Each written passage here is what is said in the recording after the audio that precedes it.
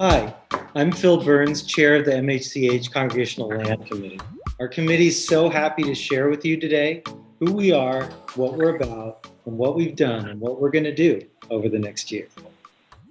And I'm Jill Shook, and it was about 2 years ago that God began stirring in my heart to form a committee that would consider how affordable housing can happen on congregational land.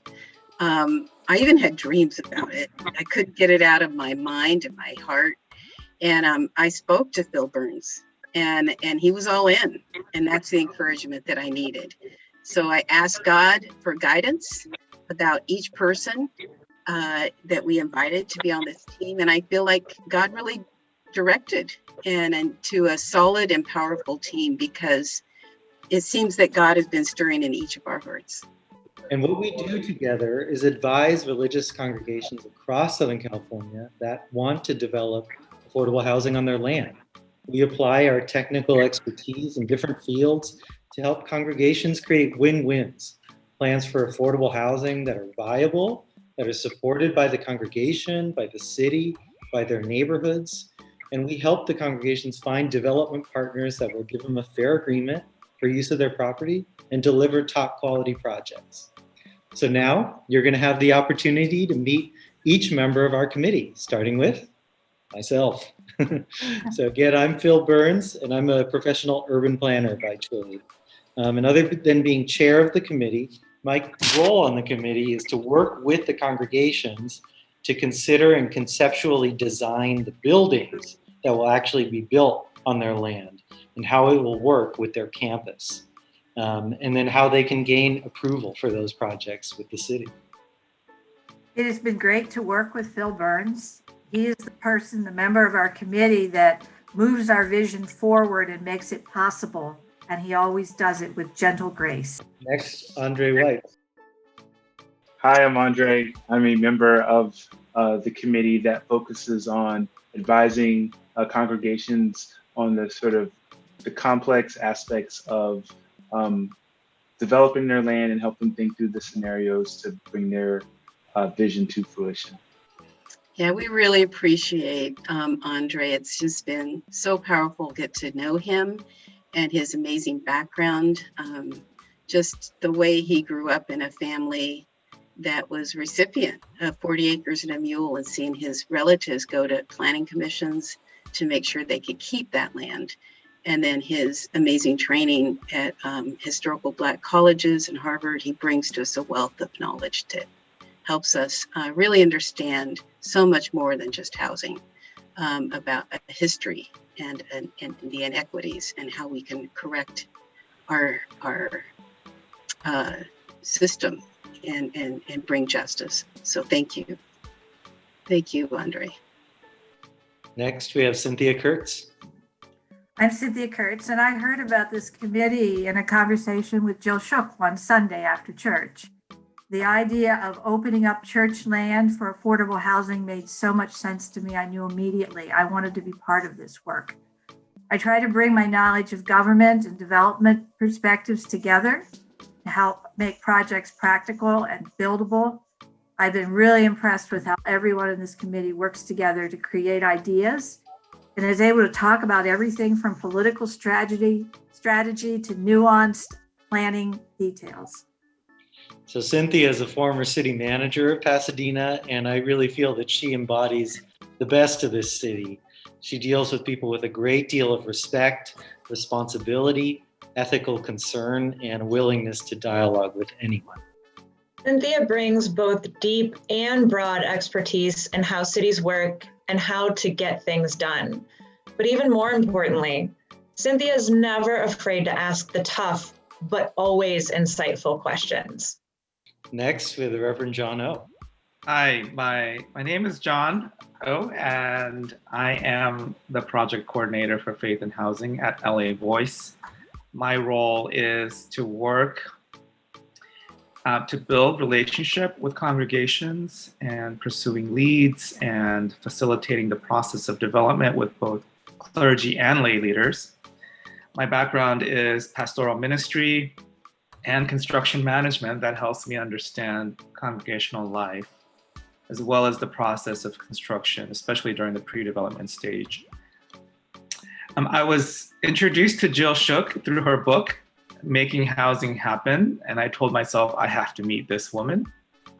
Zach Hoover, the ED of LA Voice, introduced us, and little did I know at the time that she was putting together a team, this church land committee.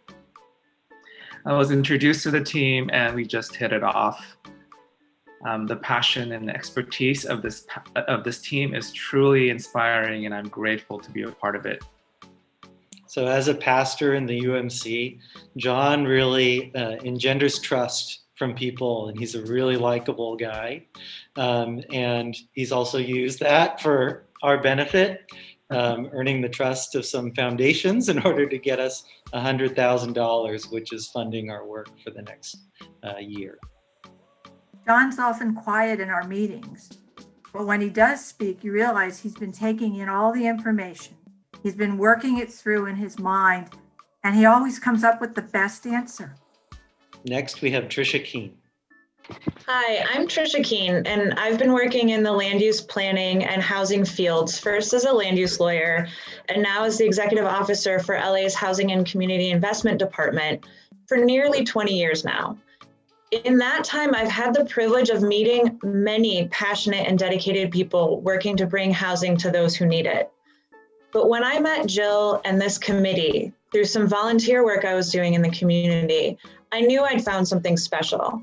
It was an opportunity to use our deep and varied expertise to make housing happen and to do it with a mission on congregational land. Yeah, it was pretty amazing. We actually had set one of our goals this year to have a land use lawyer. And then Tricia came to our Housing Justice Forum in June, and she stuck around at the end. She said, I love what you guys are doing. That forum that month was on racism in housing.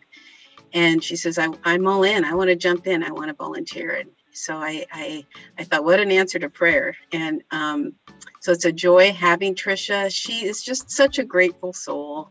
I just love when we invite her to help on different things.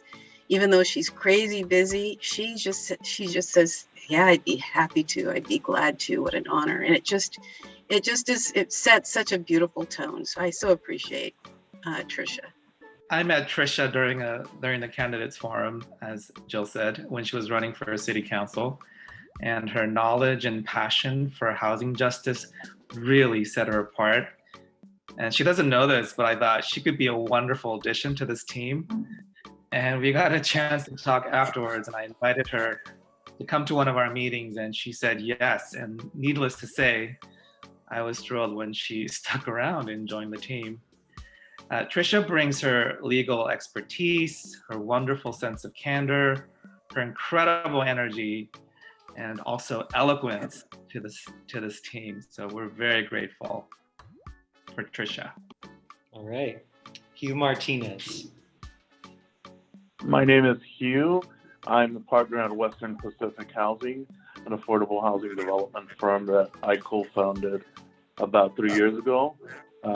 I've been doing affordable housing since my college days, so I found my calling pretty early. And I met Jill through a hearing regarding the YMCA and its future, and got invited to the first meeting, which surprised me due to Jill's ability to be able to pull from so many different specializations and to promote affordable housing. Needless to say, the rest has been history. Hugh has been a veteran of the affordable housing industry for over 15 years now, and frankly, knows more than all of us. But he never flaunts it. So we appreciate Hugh and the deep expertise that he brings. Hugh is honest, vulnerable, and knows how to get things done. He has a passion in his work for the development of affordable housing as a developer. He's a treasure trove of key information, like a walking encyclopedia of affordable housing, and I enjoy working alongside him to serve those in need. Yeah, amen to everything I'm hearing. This is such a gift that we have with each person on this team. And I'm always amazed at the history and how God leads us. I was a member of the IMA. It's the Interdenominational Ministerial Alliance. It's the oldest association of African American churches in the whole San Gabriel Valley. And it's there that I met many, many pastors, and they became like my brothers and my fathers. I also became a member of CCC, the Clergy Community Coalition. And it was there that, again, I met amazing pastors. So from the wealth of all those relationships, we now have 30 churches that are interested, and not just in Pasadena, but beyond. And we're now doing an overlay zone, which blows my mind. We now have the city of Sierra Madre and Alhambra, even professors from USC and Cal Poly Pomona that all are interested in what we're doing here in Pasadena, seeing how they can implement an overlay zone. So our influence has gone beyond our expectations, and I just feel so grateful to be part of this, what it's really feeling like a movement. So Jill is our center, our leader, and our inspiration. She always challenges us to trust God and ask for bigger changes than we can envision, and we've been rewarded by that. Jill is a fighter and willing to speak truth to power on behalf of those in need. She forces leaders to reckon with their souls, to make resources available to support policies and programs for the production and preservation of affordable housing. So you've had the opportunity to meet our team, our amazing team here, and I want to share with you really just how faithful God has been over the last year in enabling us to reach our goals for 2020. Our major goals this year were to find funding to support the professional services and work that we are providing to the churches, to find a land use lawyer, and to pass an overlay zone, which would allow congregations throughout Pasadena to be able to build affordable housing on their land. And amazingly, we have received $120,000 in grants from the Chan Zuckerberg Institute and from the RISA Foundation to fund our work. We've welcomed Tricia Keene, as we've heard, land use lawyer, and so much more onto our committee. And we also have not yet passed the overlay zone in the city of Pasadena, but we do have agreement from the city council on the basic idea. And now it will be worked on more in detail next year, and hopefully passed with flying colors next year with all of your support. So next year, we're really hoping to see the fruits of our labor begin to be realized with at least 2 signed agreements between developers and churches to build affordable housing on their land.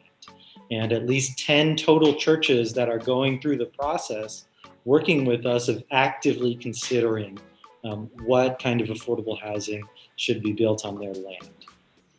You know, it's so exciting to see everybody on this team and just imagining.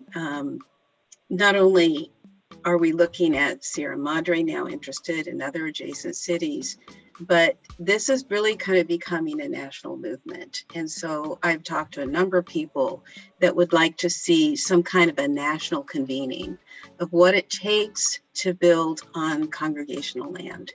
So there's groups like ours around the country. Ours is rather unique, and I think it's very special what we're doing compared to other groups. But I'd like to see us come together for maybe some kind of national conference in a year or two to imagine how we can house our country with underutilized land and bless communities with more housing, bless churches with more neighbors and opportunities to carry out their mission of helping those in need. So thank you.